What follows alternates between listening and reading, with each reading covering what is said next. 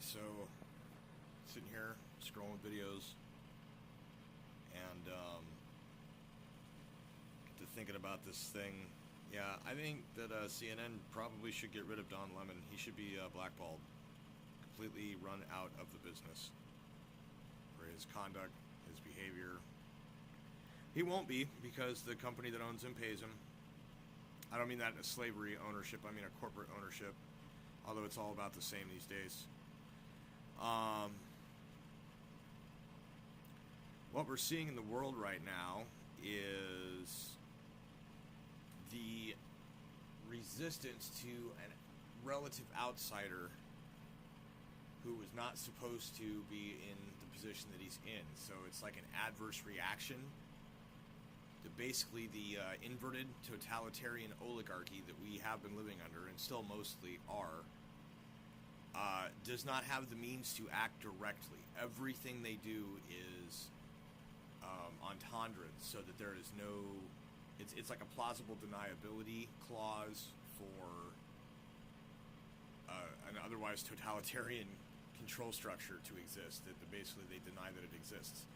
So that's where you have the brainwashed people will deny that they're brainwashed, and they'll deny that there's any kind of a bad system in place, or that there's there are any number of false flag events and things that are used to manufacture consent. That's inverted totalitarianism.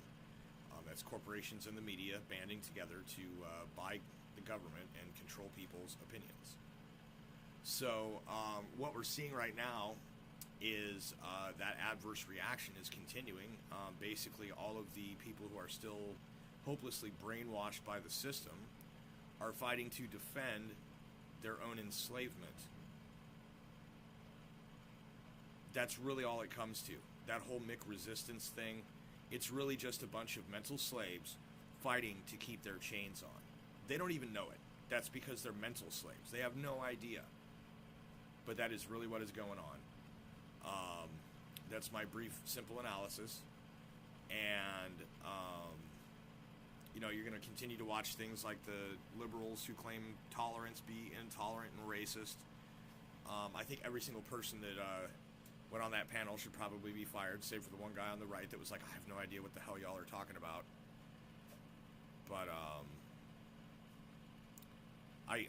honorable mention, I gotta say, nobody else is saying this. It was stated that by saying the word Negro about Kanye West, might as well have been saying the otherwise more inflammatory word that I won't even utter at this point.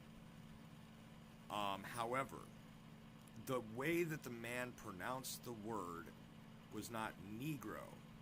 He pronounced it not with an E, but with an I. It was, that's almost what you would consider an NLP, neuro-linguistic programming. Because that is a word that you know what he means. Negro means black. And so then when you say Negro, you're referring to a black person, even though that's typically not a good way to say it, and I don't use that. But it is also bastardized into the other word. That's people with no teeth and a slack jaw, and they, no education. They don't have good posture, and they don't speak clearly, and bow da da bow da da bow, and that word gets transformed. But for an educated man to say it the way he did was about as racist as you can possibly get. So that guy especially should never be allowed on television again. But Don Lemon laughed at it. He shouldn't be on there. All the things that they said about Kanye West, they are. And it's really sad because they don't seem to realize it. The quality of your suit doesn't mean shit about the character of your person,